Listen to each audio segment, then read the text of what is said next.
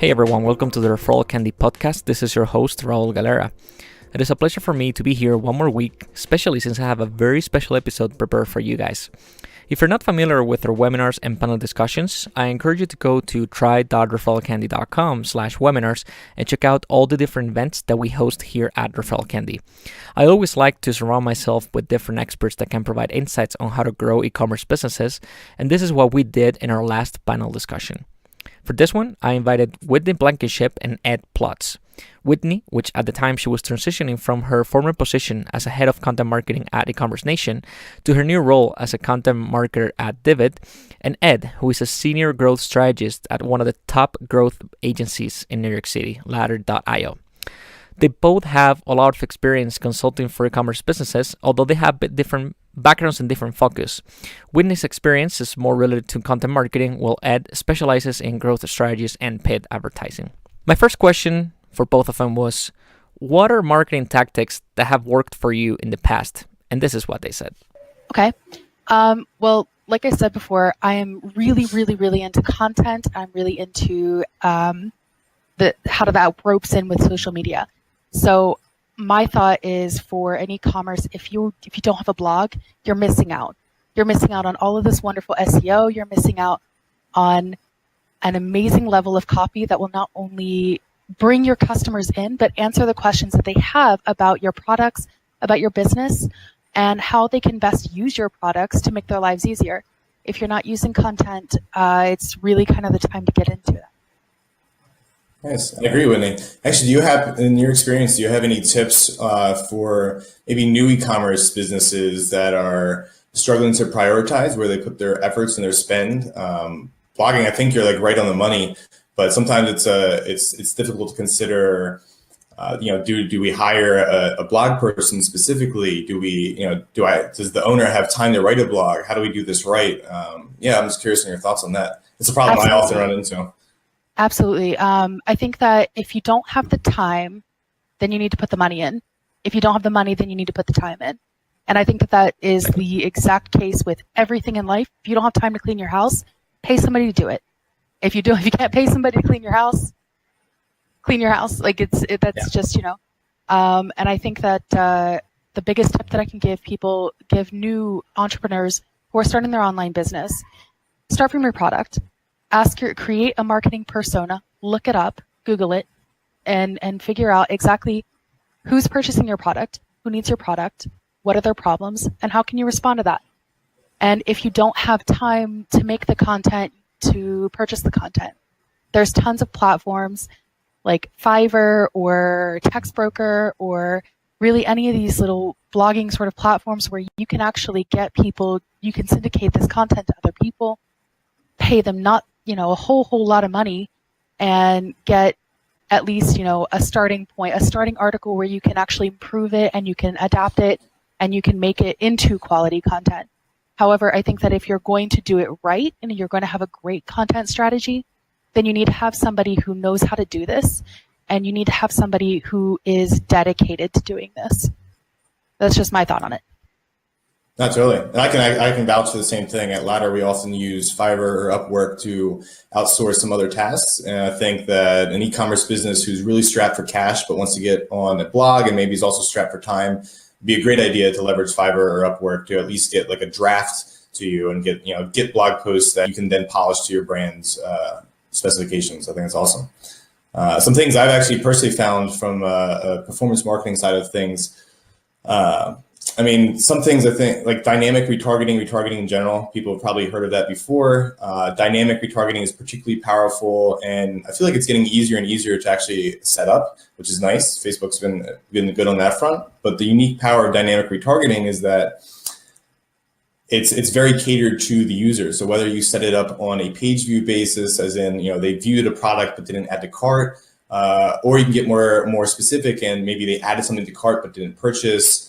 And you have all the segmentation options of the ad platform at your disposal to further improve the performance of these dynamic retargeting campaigns. So that way, not only are you showing the right products to the right people, but you can segment further by, maybe you have a campaign that's dedicated to users from a 1 to 7 day period. And then you have something different for 8 to 14 days and so on. You can segment by device. So just taking the general segmentations that you would normally do across your ad performance, applying that to dynamic retargeting can be quite powerful and really make the most of your spend. Retargeting is also probably one of the safer bets if you're just getting into paid advertising and you're scared of like, I don't want to spend my money on an audience, or I've never done this before. Is this creative going to work? I'm part of various Facebook groups, and I often see people like posting feedback on this ad here and there.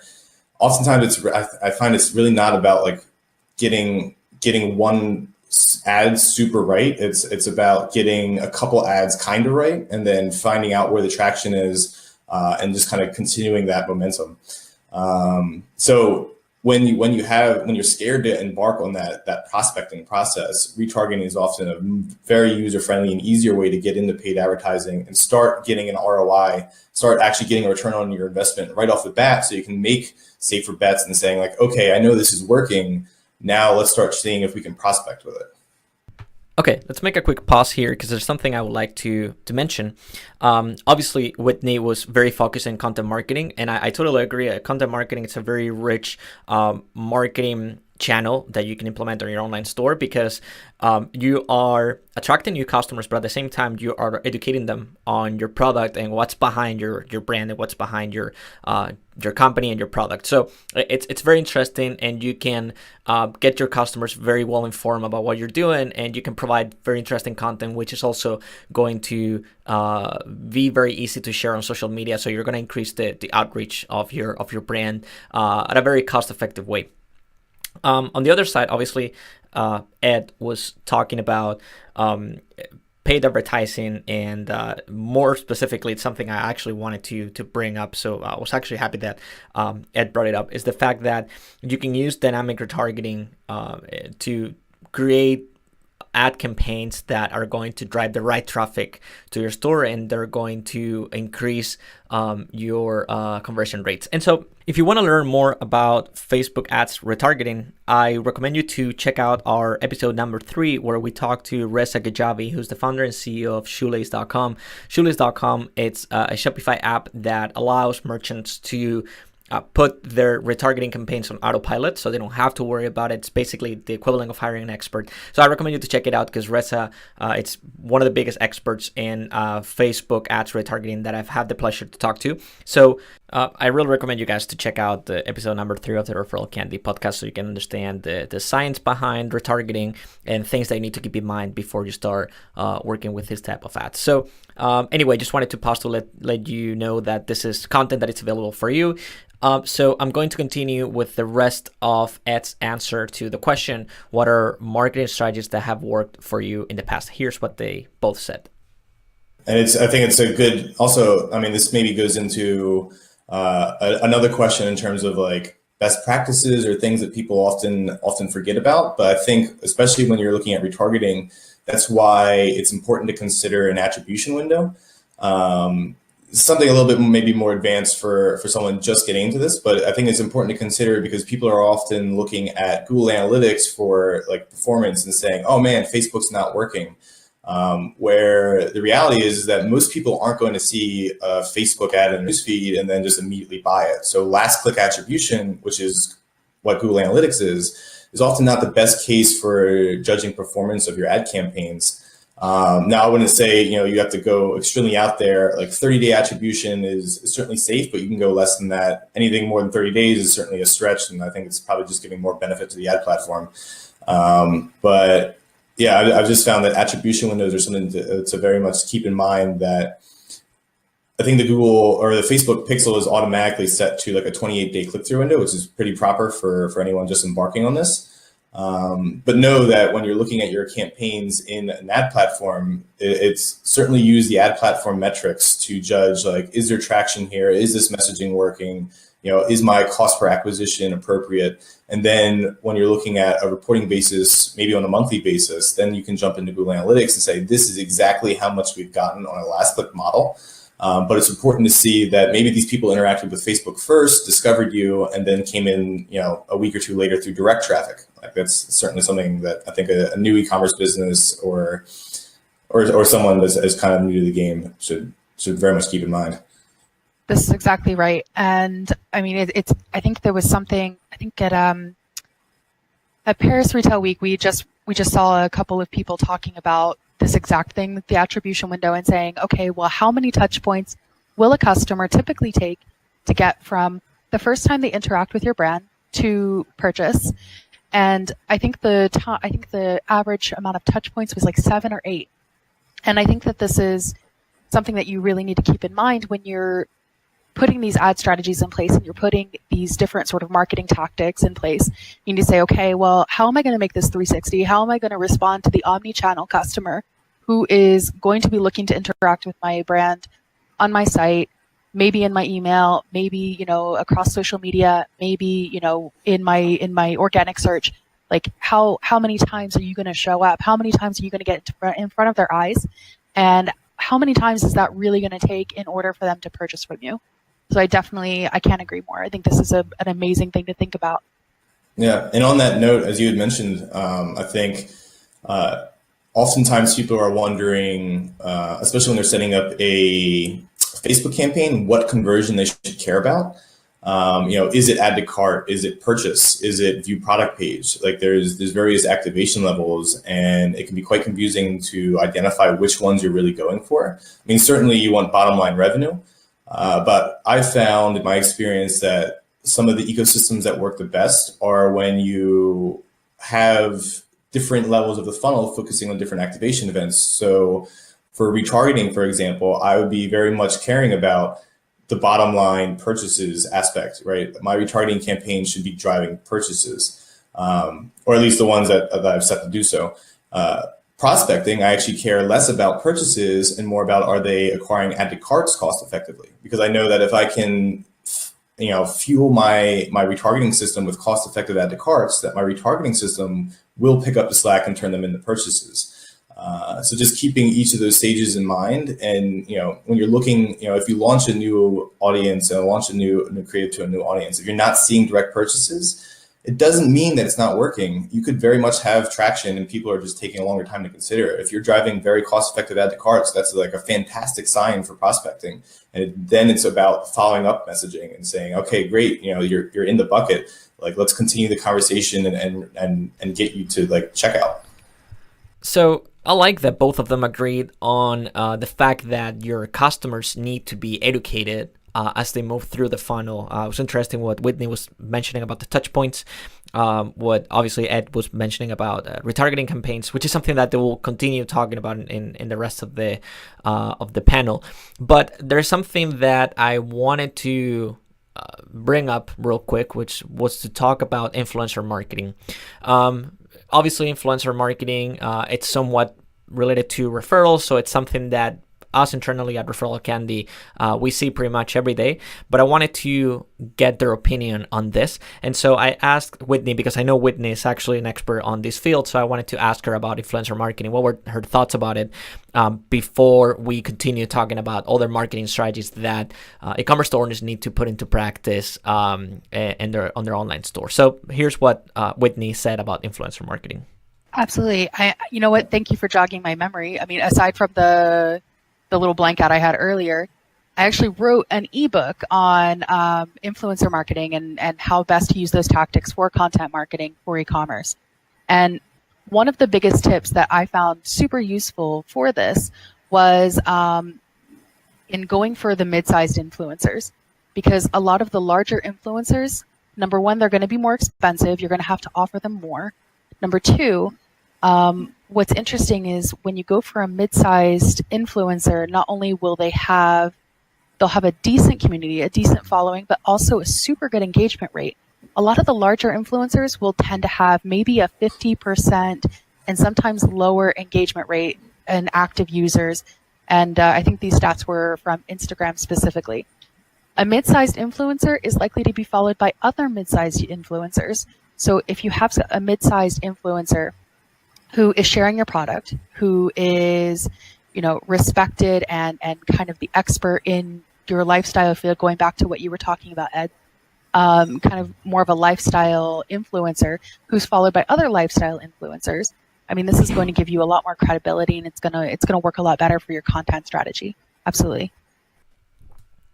So as you can see, we spent quite a while talking about marketing tactics that merchants can put into practice. Whitney focused more on content marketing strategy and how to develop a content strategy that makes sense for your brand. Ed was mostly focusing on dynamic retargeting and the importance and what's the value that you can get from it. But before we finish with this section of the panel, which we actually spent almost 30 minutes talking about, I asked them to give me ideas that are always worth trying for merchants, and this is what they said.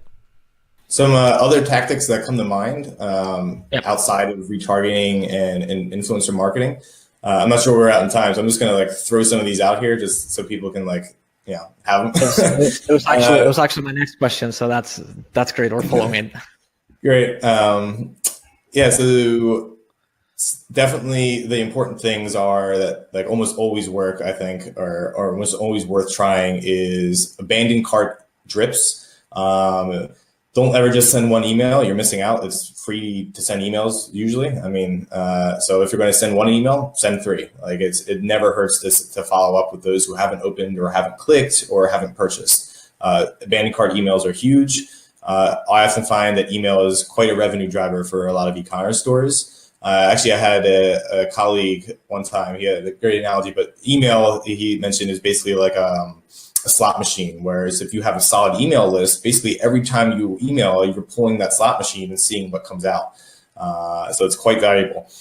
One email tactic in particular that I found works very well is non-subscriber activation. So you might find that if you have a list of 5,000 emails, that 2,000 of them might have never purchased.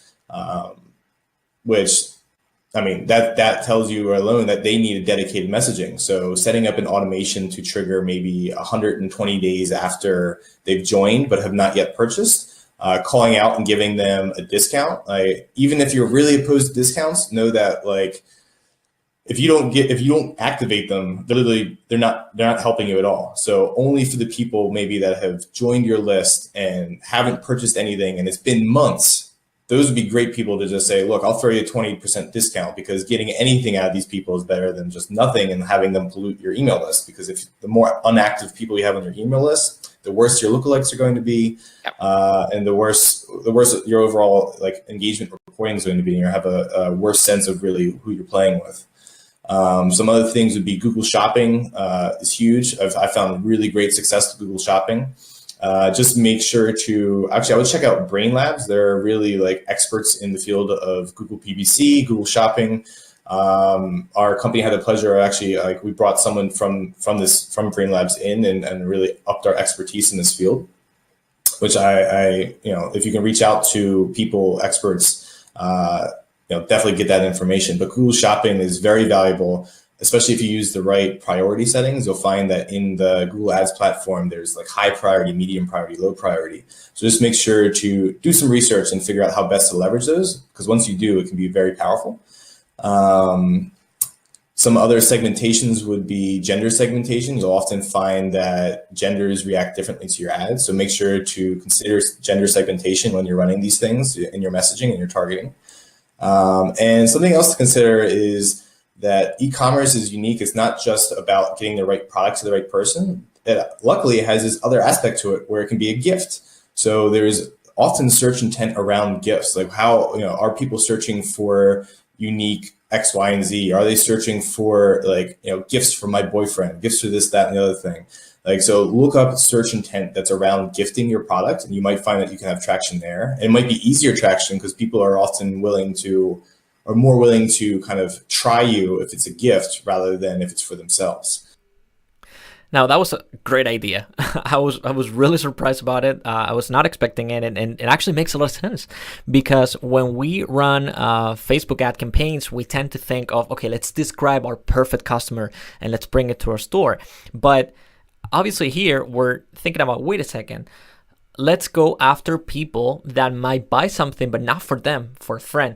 And so if Facebook, which obviously Facebook, it's a best tool for targeting, Facebook allows you to identify people whose friends are having birthdays coming up, or if you maybe can identify people based on behavior, like someone who's going on a trip or someone who might be going to a concert in 3 months, whatever it is. If you can identify these people and run a campaign specifically for them, that's going to be a killer, because you are running a very specific campaign for these people, and you're actually going after potential customers, not only because they fit your criteria in terms of age, location, no, because they are about to do something with their lives that it's going to make them more open to buy something from your store. So always keep this in mind and try to outsmart your competitors when you're running a campaign.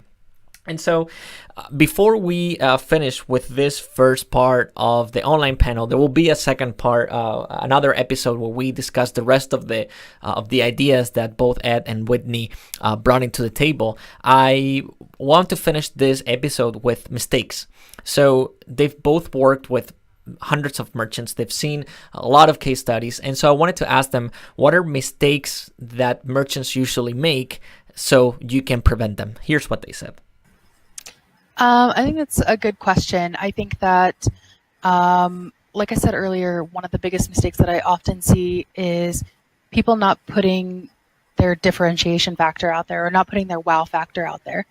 And I think that that is something that's really, it's too bad. I spend a lot of time on, for example, e-commerce, the subreddit e-commerce on Reddit. And it's a lot of people who are asking, okay, can you evaluate my site? Can you tell me if you would purchase from me? Can you tell me what's wrong with my site? And a lot of times it's people who are, for example, drop shipping, and they are on Shopify or they're on PrestaShop. They've got a basic store and it looks okay. I mean, it looks fine, and these stores look great right out of the box, but there's nothing that would make me purchase from them outside of any of the thousands and thousands and thousands of other stores. So I think that that's a huge issue. I think that another mistake that I see a lot is people not having a very clear funnel.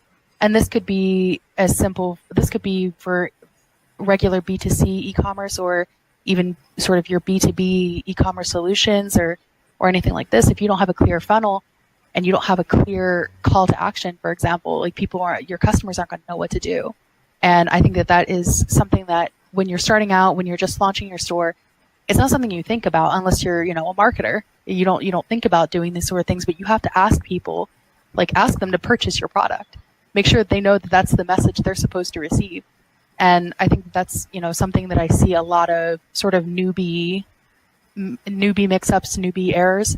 And I think that also, I mean, when you're first starting out, when you're talking about marketing strategy and what's, underestimated, I think that a great content strategy, I mean, again, I'm going to talk about content all day because that's what I do, but a great content strategy is really something that's underestimated in terms of what can actually do for you.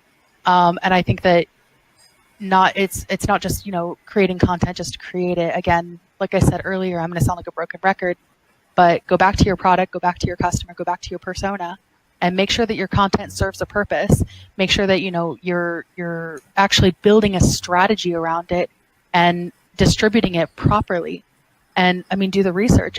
All this information's out there. Do your homework, make sure you know what you're doing, or get somebody who does. And I think that's definitely one of the things that's underestimated today. I think that Ed is really on the money when it comes to remarketing as well. I don't think that people look into this enough.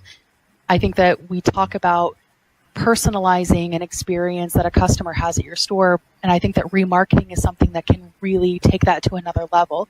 For example, somebody's on your site, they put a green shirt into their cart, and then they bounce. They say, okay, I'm going to leave that for later, and they leave your site. When you send that retargeting email, it should have the green shirt in there. Say, hey, you forgot this. Show it to them. Show them the product that made them fall in love in the first place. Personalize the experience. Absolutely. So I'd love to hear more about what you have to say about this, Ed. Yeah, I mean, to reiterate your points, certainly simplicity. So the e-commerce stores I've found to be not just successful, but have the easiest success, right? It's always a struggle to find growth with a company. The ones I've found have to be the easiest to grow are the e-commerce stores that are extremely simple. Less clicks, the better. So the e-commerce stores that have categories and have 600 products or 100 products or 50 products, it's harder because there's distractions, there's a lot of things going on. Whereas if you can specialize and maybe choose 4 products that are your top sellers, and ideally if they like relate to a specific a specific category or something, then like just hone in on what you're good at and don't try to cover all the bases. Again, like the e-commerce stores that I've seen the most success with are the simplest, even if it's one product, right? Someone lands on a page, the next step is add to cart, and the next step is purchase. You can't get any simpler, you can't get any easier, and they're the ones that have the strongest traction, hands down.